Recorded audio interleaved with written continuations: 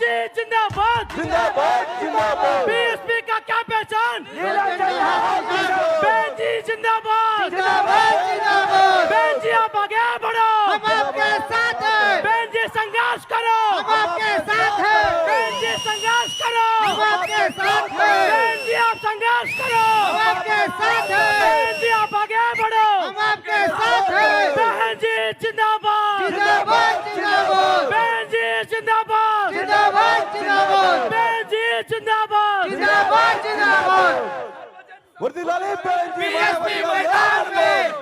सम्मान में बीएसपी मैदान में, सर्वजन सम्मान में बीएसपी मैदान में, सर्वजन सम्मान में बीएसपी मैदान में।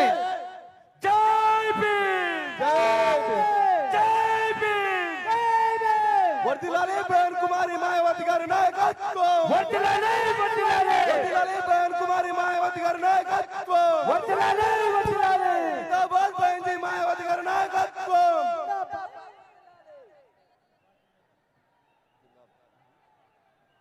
जिंदाबाद जिंदाबाद మిత్రులారా ఒక్కసారి అందరూ నిలబడి మన జాతీయ అధ్యక్షురాలు ఉక్కు మహిళ ఈ దేశంలో సామాజిక న్యాయం కోసం సర్వం త్యాగం చేసి మన కోసం పోరాడుతున్న భావి భారత ప్రధాని బహన్జీ కుమారి మాయావతి గారిని దయచేసి ఒక్కసారి గట్టిగా చప్పట్లతో స్వాగతం పలకాలని కోరుకుంటున్నా. జోర్సే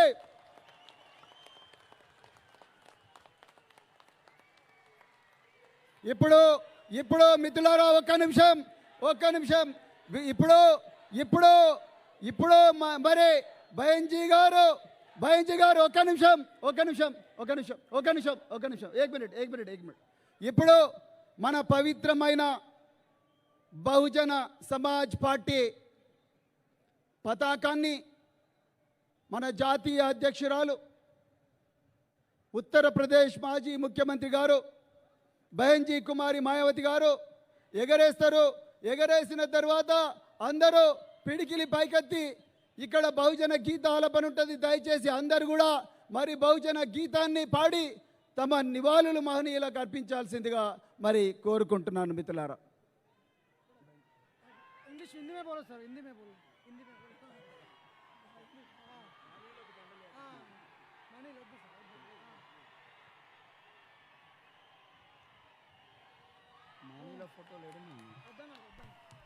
బహుజన రాజ్యం సాధిస్తం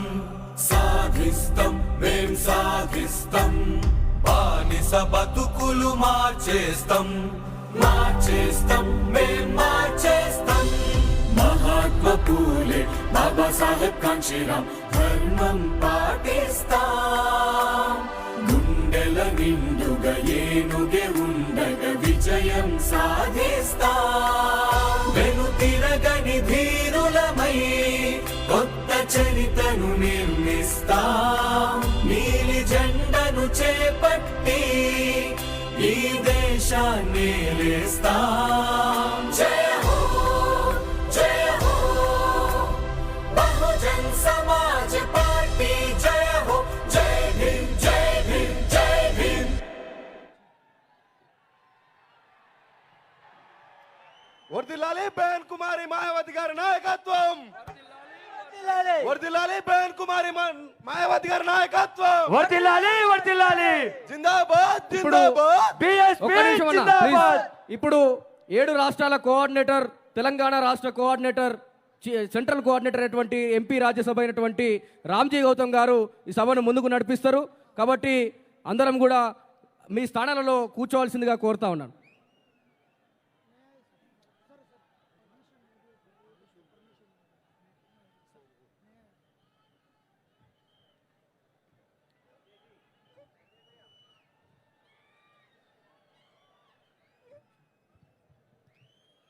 देश में सामाजिक परिवर्तन की महानायिका, बहुजन समाज पार्टी की राष्ट्रीय अध्यक्ष,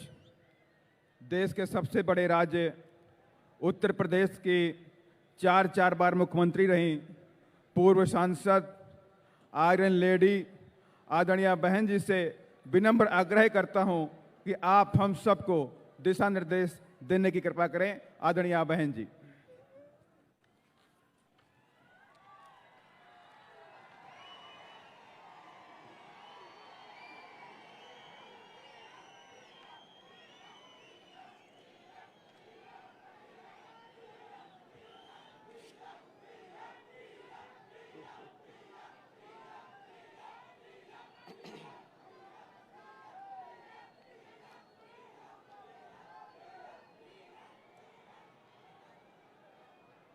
तेलंगाना स्टेट के कोने कोने से आए हुए बीएसपी के सभी छोटे बड़े पदाधिकारी, कार्यकर्ता, केंद्रीय व स्टेट कोऑर्डिनेटर, स्टेट अध्यक्ष एवं जनप्रतिनिधिगण, आप लोग अपने छोटे मोटे साधनों से चलकर मुझे सुनने के लिए यहाँ भारी संख्या में पहुँचे हैं, तो उसके लिए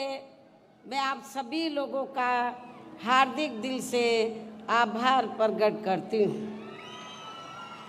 और अब मैं आपके तेलंगाना स्टेट एवं यहाँ की आम जनता तथा विशेषकर SC, ST, OBC, मुस्लिम, ईसाई व अन्य धार्मिक अल्पसंख्यक समाज के लोगों के हितों में कुछ ज़रूरी बातें रखूं, लेकिन उससे पहले यहाँ मैं देश में समय समय पर जन्मे अपने उन सभी महान संतों, गुरुओं व महापुरुषों में भी खासकर महात्मा ज्योतिबा फूले, छत्रपति शाहू जी महाराज, नारायणा गुरु, पेरियार जी, बाबा साहब डॉक्टर भीमराव अंबेडकर एवं मान्यवर श्री कांशीराम जी आदि को भी पूरे तहे दिल से नमन करती हूँ, नतमस्तक करती हूँ, जिन्होंने अनेकों कष्ट झेलकर यहाँ खासकर SC, ST व अन्य उपेक्षित वर्गों के लोगों को अपने पैरों पर खड़ा करने के लिए हर संभव पूरा प्रयास किया है, और जिनसे प्रेरित होकर व जिनके बताए हुए रास्तों पर चलकर ही मैंने खुद भी अपनी पूरी जिंदगी समर्पित की है। और अब मैं खासकर SC, ST व OBC वर्गों के लोगों को ये कहना चाहूँगी कि बाबा साहब डॉक्टर भीमराव अंबेडकर ने अपने अथक प्रयासों से इन वर्गों को भारतीय संविधान में आरक्षण संबंधी व अनेकों और कानूनी अधिकार तो जरूर दिला दिए हैं, लेकिन उनका इन सभी वर्गों के लोगों को अभी तक भी पूरा लाभ नहीं मिल पा रहा है, जिससे दुखी होकर ही फिर बाबा साहब डॉक्टर अंबेडकर ने केंद्र की कांग्रेसी सरकार से अपने केंद्रीय कानूनी मंत्री पद से इस्तीफा तक भी दे दिया था। और उसके बाद आप लोगों को ये मालूम है कि परम पूज्य बाबा साहब डॉक्टर अंबेडकर ने भारतीय संविधान में आरक्षण व अन्य और जरूरी कानूनी अधिकार आप लोगों को दिए, SC, ST, OBC वर्गों के लोगों को दिए, और ख़ास तौर से OBC वर्गों के लोगों के लिए भारतीय संविधान में आर्टिकल 340 की व्यवस्था करके तो उन्होंने ये प्रावधान किया कि देश में जो भी पहली सरकार बनती है वो कांग्रेस की बनी थी सेंटर में, तो उनकी जिम्मेवारी बनती है कि आर्टिकल 340 के तहत तो SC, ST को छोड़कर जो अन्य पिछड़े वर्ग के लोग हैं, जिनकी शैक्षणिक, सामाजिक और आर्थिक स्थिति लगभग SC, ST की तरह हैं, उनको भी शिक्षा, उनको भी जिंदगी के हर पहलू में आगे बढ़ने के लिए मौका मिलना चाहिए और सरकारी नौकरियों में खासकर आरक्षण की सुविधा मिलनी चाहिए। बाबा साहब डॉक्टर अंबेडकर जब पहले कानून मंत्री बने, आज़ाद भारत की जब पहली सरकार बनी उसमें कानून मंत्री बने, तो बाबा साहब डॉक्टर अंबेडकर ने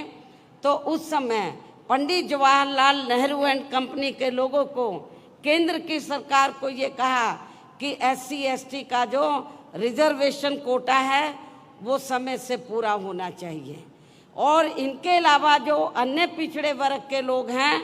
तो आप कमीशन बैठाएं। आर्टिकल 340 के तहत कमीशन बैठाकर जो जातियां छूट गई हैं उनको भी आरक्षण की सुविधा दें, उनको भी कानूनी अधिकार दें जिंदगी के हर पहलू में आगे बढ़ने के लिए। लेकिन कांग्रेस ने उस समय, केंद्र की सरकार ने, पंडित जवाहरलाल नेहरू ने बाबा साहब की बात नहीं मानी, और जो उन्होंने आपको सरकारी नौकरियों में आरक्षण का कोटा दिया तो उसको भी पूरा नहीं किया, और ना ही अति पिछड़े वर्ग के लोगों को आरक्षण की सुविधा दी, और उसके लिए ना ही कोई कमीशन बैठाया। तो तब फिर बाबा साहब डॉक्टर अंबेडकर ने ये सोचकर अपने कानूनी मंत्री पद से इस्तीफा दे दिया कि जब मेरी बात नहीं मानी जा रही है, मैं अपने लोगों को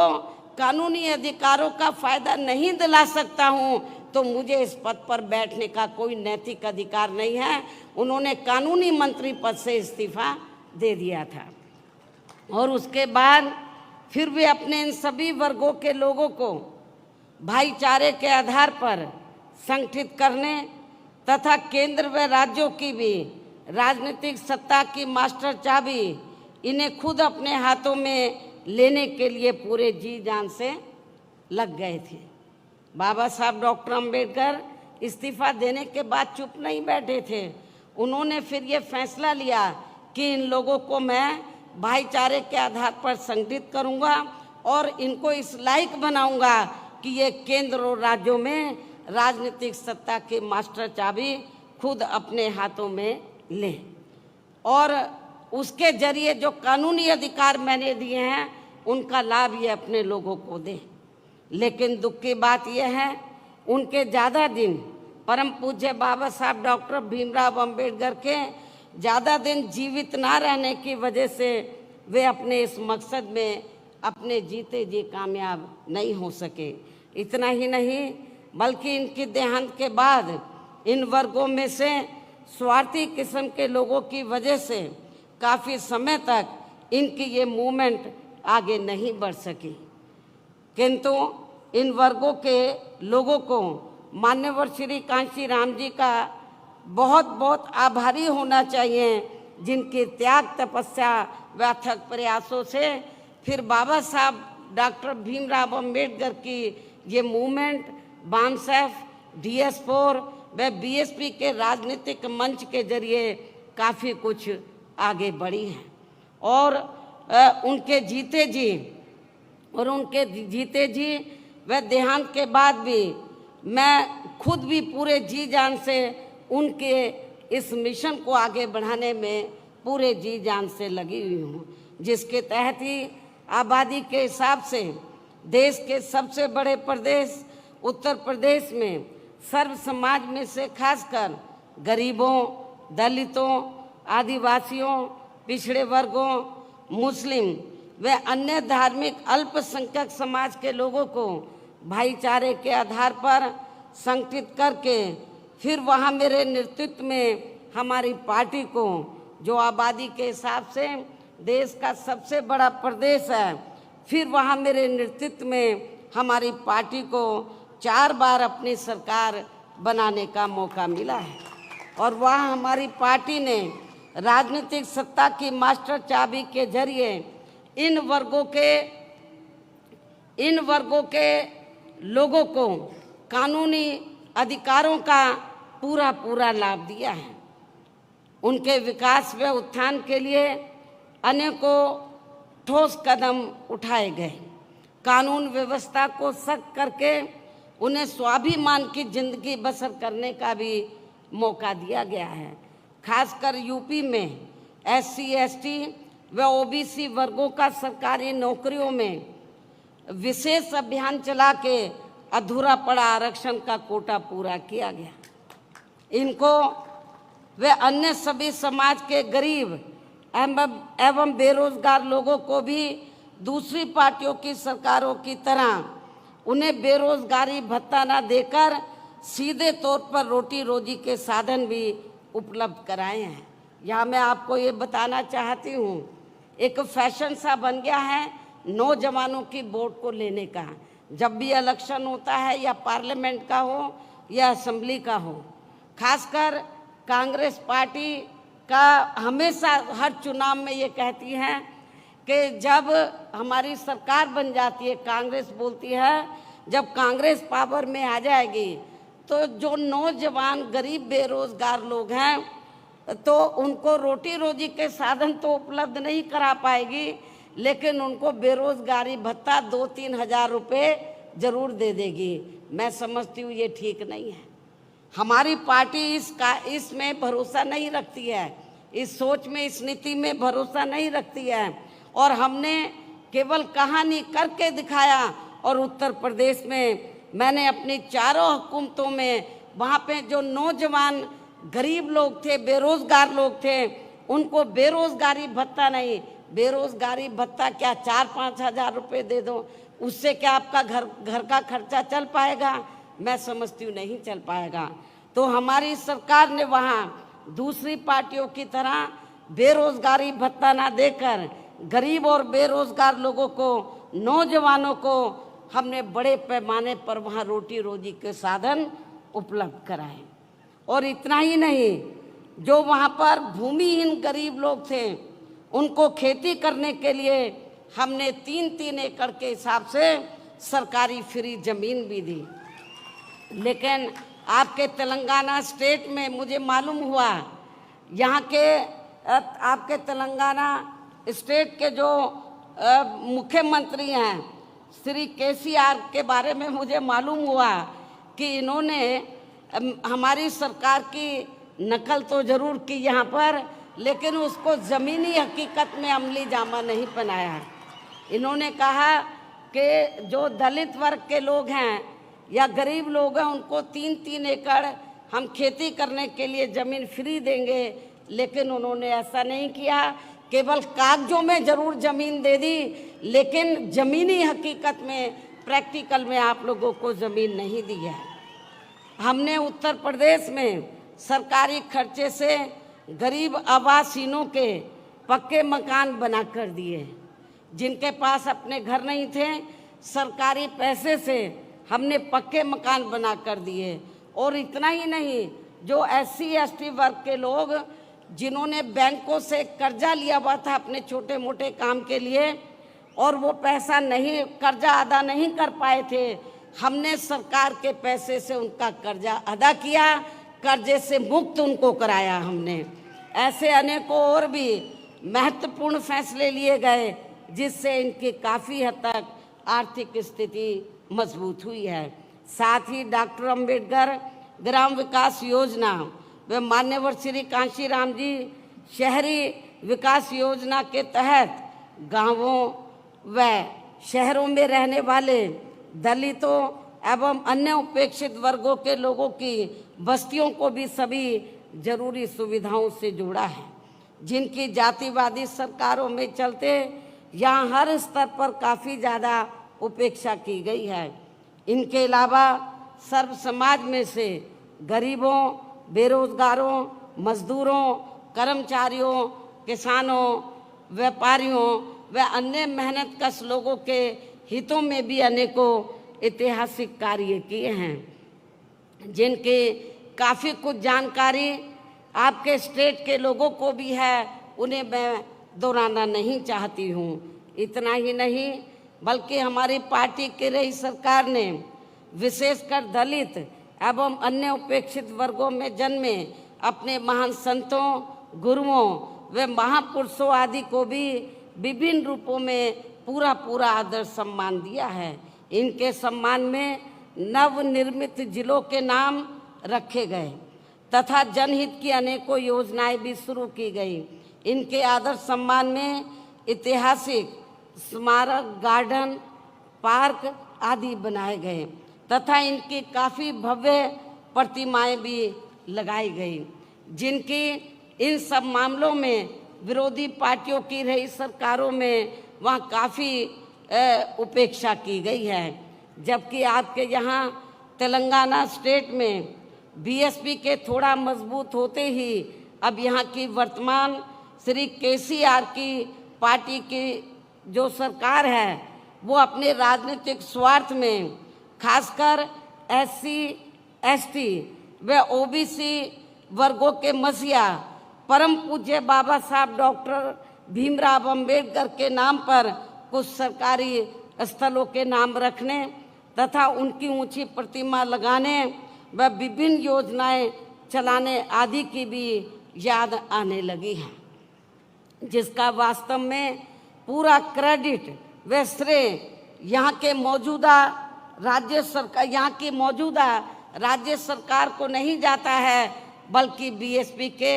हर उस छोटे बड़े कार्यकर्ता, पदाधिकारी आदि को जाता है, जिनकी वजह से अब यहाँ अपनी पार्टी का जनाधार बढ़ा है, जिससे घबराकर फिर यहाँ की वर्तमान राज्य सरकार को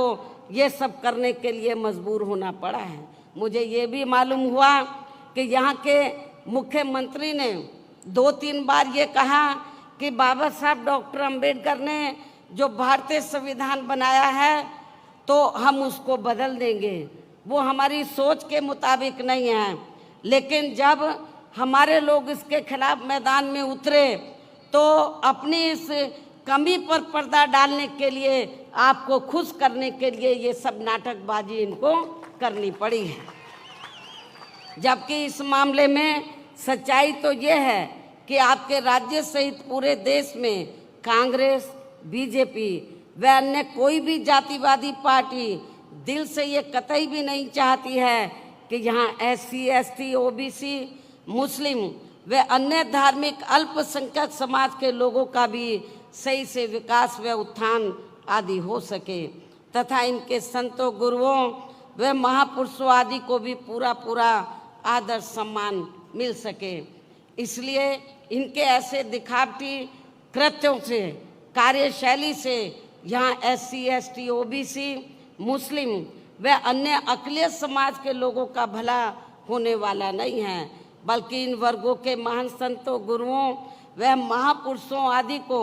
विभिन्न रूपों में आदर सम्मान देने के साथ साथ इन लोगों की गरीबी एवं बेरोजगारी आदि को दूर करके इन्हें खुद के अपने पैरों पर खड़ा करने के लिए यहाँ अपनी पार्टी के लोगों को अपने स्टेट में भी, यानी कि अपने तेलंगाना स्टेट में भी यूपी की तरह ही विशेषकर एससी, एसटी, ओबीसी, मुस्लिम व अन्य धार्मिक अल्पसंख्यक समाज के लोगों को भाईचारे के आधार पर जोड़ना है तथा यहाँ अपनी पार्टी के जनाधार को कैडर के आधार पर बढ़ाना है। इसके साथ साथ अपनी पार्टी को बीएसपी सदस्यता के जरिए आर्थिक तौर पर मजबूत भी बनाना बहुत ज़रूरी है। और इस मामले में वैसे आप लोगों को ये मालूम है कि हमारी पार्टी अपने संगठन को चलाने व चुनाव आदि लड़ाने के लिए भी कांग्रेस, बीजेपी व अन्य विरोधी पार्टियों की तरह बड़े बड़े पूंजीपतियों व धन्ना सेठों आदि से आर्थिक मदद नहीं लेती है, बल्कि अपनी पार्टी के ही आम कार्यकर्ताओं की आर्थिक मदद से व उनके सामर्थ्य के हिसाब से थोड़ी थोड़ी आर्थिक मदद लेकर तब अपनी पार्टी के संगठन को चलाती है तथा चुनाव आदि भी लड़ाती है, जो विरोधी पार्टियों को अच्छा नहीं लगता है। साथ ही बीएसपी को कमज़ोर करने के लिए खासकर कांग्रेस, बीजेपी व अन्य पार्टियों द्वारा आए दिन जो किस्म किस्म के हथकंडे अपनाए जा रहे हैं, तो उनसे भी अपनी पार्टी के लोगों को ज़रूर सावधान रहना है। और ख़ासकर यहाँ की जो वर्तमान सरकार है उसके जो उससे भी ज़रूर आपको सावधान रहना है। और इस संबंध में सावधानी के तौर पर यहाँ मैं ये भी कहना चाहूँगी, देश के जिन जिन राज्यों में हमारी पार्टी मजबूत हो रही है, देश के जिन जिन राज्यों में हमारी पार्टी मजबूत हो रही है, तो वहाँ विरोधी पार्टियों ने पर्दे के पीछे से विशेषकर दलित व अन्य कमजोर वर्गों में से स्वार्थी किस्म के लोगों को इस्तेमाल करके तथा उनके जरिए अनेकों दलित एवं पिछड़े वर्ग के संगठन व छोटी छोटी पार्टियां भी काफ़ी बनवा दी गई हैं, ताकि चुनाव के दौरान वे अपने हिसाब से, यानी कि विरोधी पार्टियां अपने हिसाब से बीएसपी की मजबूत सीटों पर खासकर दलित, आदिवासी व अन्य पिछड़े वर्ग के उम्मीदवार उतारकर उनका वोट बांट सके, जिससे फिर हमारी पार्टी चुनाव में अपना उम्मीदवार ना जिता सके तथा फिर ये पार्टी, यानी कि हमारी पार्टी सत्ता से दूर बनी रहे। एक ये भी षड्यंत्र विरोधी पार्टियों का चल रहा है और ये सब हमें आपके स्टेट में भी काफ़ी कुछ देखने के लिए मिल रहा है, जिससे आप लोगों को ज़रूर सचेत रहना है। अर्थात आपको अपना वोट कतई भी बांटना नहीं है, जबकि बीएसपी के खासकर दलित बेस वोट को तोड़ने के लिए अब सभी विरोधी पार्टियां इनके मसीहा परम पूज्य बाबा साहब डॉक्टर भीमराव अंबेडकर की जयंती एवं पुण्यतिथि पर किस्म किस्म के कार्यक्रम आदि करके खूब नाटक करती रहती हैं, जिनको यहाँ के जातिवादी लोग व उनकी पार्टियां उनके जीते जी बिल्कुल भी आगे बढ़ते हुए देखना नहीं चाहते थे। और खासकर देश की सबसे पुरानी पार्टी कांग्रेस पार्टी ने तो बाबा साहब डॉक्टर भीमराव अंबेडकर जी को, जिन्होंने देश का संविधान बनाया है, उनको भारत रत्न की उपाधि तक से भी सम्मानित नहीं किया था। आज़ादी के बाद कांग्रेस पार्टी लंबे अरसे तक सेंटर की सत्ता में रही। हमारे लोगों ने आंदोलन किया, मांग की कि बाबा साहब डॉक्टर अंबेडकर को भारत रत्न की उपाधि से सम्मानित किया जाए, लेकिन कांग्रेस ने आप लोगों की इस डिमांड को नहीं माना और कांग्रेस ने सत्ता में रहते हुए अपनी सत्ता में, यानी कि कांग्रेस जब सेंटर में थी तो सत्ता में रहते हुए बाबा साहब को भारत रत्न की उपाधि से सम्मानित नहीं किया था। इतना ही नहीं, बल्कि केंद्र में रही इसी कांग्रेस पार्टी की सरकार में ही पिछड़े वर्ग की आरक्षण से संबंधित मंडल कमीशन की रिपोर्ट आ गई थी, जिसे भी इनकी सरकार ने लागू नहीं किया था। तब फिर बीएसपी ने अपने अथक प्रयासों से केंद्र में रही श्री बीपी सिंह की सरकार से उनसे इसे ये कह के लागू करवाया था। उस समय जब श्री बीपी सिंह की सरकार सेंटर में बनी, उनके नेतृत्व में, तो हमारी पार्टी के पहली बार कुछ मेंबर पार्लियामेंट जीत कर आए थे। खाता खुला था पार्लियामेंट में और मैं भी मेंबर पार्लियामेंट बनी थी, लोकसभा में मैं चुनकर आई थी। तो उस समय श्री बीपी सिंह ये चाहते थे कि मान्यवर श्री कांशीराम जी को उन्होंने कहा कि हम ये चाहते हैं कि आपकी पार्टी सरकार में शामिल हो और हम मायावती को जो आप चाहे हम बड़ी मिनिस्ट्री देने के लिए तैयार हैं। लेकिन हमने, मान्यवर श्री कांशीराम जी ने श्री बीपी सिंह को ये कहा कि हमें आपके मंत्रालय कोई भी नहीं चाहिए, हमें केवल 2 काम चाहिए आपसे। एक तो बाबा साहब डॉक्टर अंबेडकर को भारत रत्न की उपाधि से आप सम्मानित कर दो और दूसरा जो मंडल कमीशन की रिपोर्ट जो कांग्रेस ने ठंडे बस्ते में डाली है उसको लागू कर दो, हमें आपका मंत्रालय नहीं चाहिए। श्री बीपी सिंह जी ने हमारी इस 2 बातों को माना, शर्तों को, और तभी फिर उनकी ही सरकार में बाबा साहब डॉक्टर भीमराव अंबेडकर को भी भारत रत्न की उपाधि से सम्मानित किया गया था। इसके साथ साथ कांग्रेस पार्टी ने इनको लोकसभा, आप लोगों को ये मालूम है कि कांग्रेस ने तो बाबा साहब डॉक्टर भीमराव अंबेडकर को उनके खिलाफ और सभी हिंदूवादी ताकतों को इकट्ठा करके कांग्रेस पार्टी ने बाबा साहब को लोकसभा में जीतकर सीधा नहीं जाने दिया था। इतना ही नहीं, बल्कि बाबा साहब के देहांत के बाद इनकी मूवमेंट को आगे बढ़ाने के लिए अपनी पूरी जिंदगी समर्पित करने वाले बीएसपी के जन्मदाता एवं संस्थापक मान्यवर श्री कांशीराम जी के देहांत होने पर उस समय केंद्र में रही कांग्रेस पार्टी की सरकार ने उनके सम्मान में एक दिन के लिए भी राष्ट्रीय शोक घोषित नहीं किया था, राष्ट्रीय झंडे नहीं झुकाए थे। हालांकि इन सब मामलों में बीजेपी व अन्य विरोधी पार्टियां भी कोई कम नहीं रही हैं, जो अब सरकारी कार्यों को भी अधिकांश प्राइवेट सेक्टर को ही देकर इनके आरक्षण को ही धीरे धीरे खत्म करने में लगी हैं, क्योंकि प्राइवेट सेक्टर में अभी तक भी इनके लिए अलग से कोई आरक्षण की व्यवस्था नहीं की गई है। खासकर एससी व एसटी के कर्मचारियों को अब पदोन्नति में आरक्षण का भी पूरा लाभ नहीं मिल पा रहा है। इसके साथ ही अपने अपने राजनीतिक स्वार्थ में इन वर्गों के लिए केंद्रीय व राज्य स्तर पर घोषणाएं तो खूब की जा रही हैं, लेकिन ज़मीनी हकीकत में उनका बहुत कम लाभ ही इन्हें मिल पा रहा है। कहने का तात्पर्य ये है कि पूरे देश में अब इन वर्गों के लोगों को ऐसी सभी विरोधी पार्टियों के कतई भी बहकावे में नहीं आना है। और आप लोगों को यहाँ की जो वर्तमान राज्य सरकार है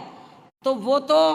आप लोगों को गुमराह करने के लिए तो नंबर 1 पर है, किस्म किस्म के नाटक करने में माहिर है, लेकिन आप लोगों को इनके बहकावे में बिल्कुल भी नहीं आना है। और इन्हें अपनी केवल आप लोगों को केवल अपनी एकमात्र हितैषी पार्टी बीएसपी को ही मजबूत बनाकर उसे कामयाब बनाना है, जो कहने में बहुत कम व कार्य करके दिखाने में ही ज़्यादा विश्वास रखती है। अर्थात बीएसपी की कथनी व करनी में कभी कोई अंतर नहीं होता है, यानी कि बीएसपी जो कहती है उसे करके भी दिखाती है। आप लोगों को ये मालूम है यूपी में 4 बार हमारी सरकार बनी। हमने सरकार बनाने से पहले जब हम चुनाव में गए, असेंबली के चुनाव में, हमने दूसरी पार्टियों की तरह कोई अपना मैनिफेस्टो जारी नहीं किया। हमने कहा हम पावर में आ जाएंगे तब हम अपना मैनिफेस्टो जारी करेंगे, हम क्या करना चाहते हैं। हमने 4 बार कोई अपना मैनिफेस्टो जारी नहीं किया और जब सत्ता में आ गए फिर हमने बता दिया कि हम क्या करना चाहते हैं। इन्हीं जरूरी बातों के साथ ही अब मैं आप लोगों से यही कहना चाहती हूँ कि यहाँ आपके तेलंगाना स्टेट में जब भी विधानसभा के आम चुनाव होते हैं, आप लोगों को मालूम है कुछ महीने का बाकी बचे हैं, तो तब फिर यहाँ आपको अपने स्टेट में भी अपनी पार्टी को सत्ता में लाने का हर संभव पूरा प्रयास करना है। लोग उसके बाद लोकसभा के आम चुनाव होंगे। लोकसभा आम चुनाव में भी आपको अपने प्रदेश से पार्टी के ज़्यादा से ज़्यादा सांसद जिता कर लाने हैं, मेंबर पार्लियामेंट जिता कर लाने हैं। वैसे आज आपकी ये जो भीड़ है और भीड़ के जोश को भी देखकर मुझे ऐसा ज़रूर लग रहा है कि इस बार आप लोग अपने प्रदेश से लोकसभा का आम चुनाव बाद में होगा, लेकिन लोकसभा आम चुनाव के साथ साथ विधानसभा जो पहले विधानसभा का आम चुनाव होगा तो विधानसभा आम चुनाव में भी अपनी पार्टी का यहाँ बेहतर रिजल्ट जरूर लाएंगे तथा अपनी पार्टी की यहाँ हर हालत में ज़रूर सरकार बनाएंगे। यहाँ अपनी पार्टी की हर हालत में या ज़रूर सरकार बनाएंगे और सरकार बनने पर फिर यहाँ आपको पार्टी की ओर से मुख्यमंत्री हर मामले में काबिल व मिशनरी कार्यकर्ता को ही बनाया जाएगा। ये भी मैं आपको बताना चाहती हूँ। अर्थात फिर आपके स्टेट का आज मैं एडवांस में डिक्लेयर भी कर रही हूँ, आपको बता भी रही हूँ, घोषित भी कर रही हूँ। अर्थात जब हमें यह सरकार बनाने का मौका मिलता है तो फिर आपके स्टेट का मुख्यमंत्री यहाँ बीएसपी के स्टेट अध्यक्ष श्री आर.एस. प्रवीण कुमार को ही बनाया जाएगा, जो अपनी आईपीएस की बड़ी सरकारी नौकरी से इस्तीफा देकर वह वीआरएस लेकर अब पूरी मिशनरी भावना से यह अपनी पार्टी को मजबूत बनाने में लगे हैं। मुझे पूरा भरोसा है कि ये इस पद पर आसीन होकर फिर यूपी की तरह ही यहाँ अपने लोगों का हर स्तर पर प्राथमिकता के आधार पर पूरा ध्यान रखेंगे। इसके साथ ही ये यूपी की तरह ही यहाँ अपने संतों, गुरुओं व महापुरुषों आदि को भी पूरे दिल से आदर सम्मान देंगे। और इसके लिए आपके केंद्रीय स्टेट कोऑर्डिनेटर श्री रामजी गौतम भी मेरे दिशा निर्देशन में यहाँ के स्थानीय लोगों के साथ मिलकर अपनी पार्टी के जनाधार को बढ़ाने में व आर्थिक तौर पर मजबूती देने में भी पूरे जी जान से लगे हैं। मुझे ये मालूम है कि हमारे स्टेट के प्रेसिडेंट के साथ साथ यहाँ पर लोकल जो स्टेट कोऑर्डिनेटर हैं वो भी यहाँ पार्टी को मजबूत बनाने में पूरे जी जान से लगे हैं। उनसे भी मैं यहाँ कहना चाहूँगी कि वे यहाँ के स्टेट में होने वाले विधानसभा आम चुनाव, पहले विधानसभा का आम चुनाव होगा कुछ ही महीने में, यहाँ आपके स्टेट में होने वाले विधानसभा आम चुनाव व इसके बाद लोकसभा आम चुनाव में भी अपनी पार्टी का बेहतर रिजल्ट लाने में अपना पूरा योगदान देंगे। तन मन धन से पार्टी को मजबूत बनाएंगे। ये मेरी यहाँ के जो पार्टी के जो वरिष्ठ लोग हैं और हमारे केंद्रीय स्टेट कोऑर्डिनेटर हैं उनसे मेरी पुरजोर अपील है। आप सभी लोगों से, कार्यकर्ताओं से भी, सभी छोटे बड़े पदाधिकारियों से भी अपील है कि कोई भी काम कठिन नहीं होता है, लेकिन आपकी इच्छा शक्ति होनी चाहिए। आप ये तहिया कर लें कि हमें यहाँ के वर्तमान स्टेट गवर्नमेंट को हमें सत्ता से बाहर करना है। जो ये सपना देख रहे हैं कि हम बाबा साहब का संविधान बदल देंगे, आप लोगों को संविधान, आप लोगों को इस लायक उनको नहीं छोड़ना कि वो संविधान बदलने के लायक हो। उनको सत्ता से बाहर करके आप लोगों को सत्ता पर काबिज होना होगा। आपको मेहनत करनी होगी। यूपी में भी वहाँ के लोगों ने बहुत मेहनत की। आप लोगों को ये मैं बताना चाहती हूँ कि आप लोगों को लगता होगा कि यूपी में बीएसपी अब थोड़ा कमज़ोर क्यों हो रही है। बीएसपी कमज़ोर नहीं हो रही है। वहाँ पर जब तक उत्तर प्रदेश में बैलेट पेपर से चुनाव होता रहा, हमारी पार्टी का जनाधार आगे बढ़ा, बराबर बढ़ा है।